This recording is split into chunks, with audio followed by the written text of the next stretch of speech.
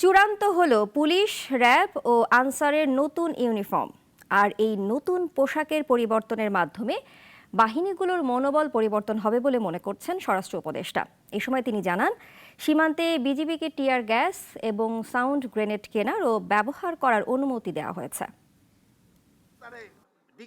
সমসাময়িক নানা বিষয় নিয়ে সচিবালয়ে আইন শৃঙ্খলা সংক্রান্ত উপদেষ্টা পরিষদের সাথে বৈঠক করেন স্বরাষ্ট্র উপদেষ্টা। অনেক ক্ষয়ক্ষতি হয়েছে। বৈঠক শেষে স্বরাষ্ট্র উপদেষ্টা জানান, পুলিশ, র্যাব ও আনসারের নতুন পোশাক চূড়ান্ত হয়েছে। পোশাক পরিবর্তনের মাধ্যমে বাহিনীগুলোর মনোবল পরিবর্তন হবে। সবারই মন মানসিকতা সবকিছু পরিবর্তন হইতে হবে। পোশাকের সাথে সাথে সবকিছু মন মানসিকতা সবকিছুরই পরিবর্তন দেয়। তা আমি বারবার একটা বলি, আপনারা কিন্তু একটা ক্ষেত্রে হলো সবচেয়ে বেশি জোর দেবেন, এই হলো দুর্নীতি। আপনারা যদি দেশ থেকে দুর্নীতিটা রোধ করতে পারেন, অনেক সমস্যারই সমাধান হয়ে যাবে। এই সময় সীমান্ত পরিস্থিতি নিয়ে গণমাধ্যমের প্রশ্নের জবাবে তিনি বলেন, যে কোনো সমস্যা এড়াতে সীমান্তে বিজিবিকে সাউন্ড গ্রেনেড ও টিয়ার গ্যাস ক্রয় করা এবং ব্যবহারের অনুমতি দেওয়া হয়েছে।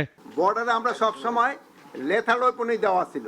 ওই যে আপনারা অনেকে জানেন বিজিবি কেন তারা সাউন্ড গ্রেনেড মানে নাই বা কেন টিয়ার শেল মানে নাই, বা এইগুলি তো বিজিবির কাছে নাই। যেহেতু বিজিবির কাছে তো সব লেথাল ওয়েপন, এই জন্য তো ওইটা তো তারা মারতে পারে নাই। এই জন্য আমরা তাদের এখনো পারমিশন দিয়ে দিয়েছি এবং খুব তাড়াতাড়ি এই জিনিসগুলি ক্রয় করা হবে।